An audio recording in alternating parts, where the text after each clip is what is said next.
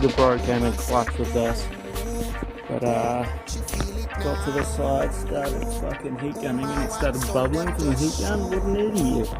That's alright.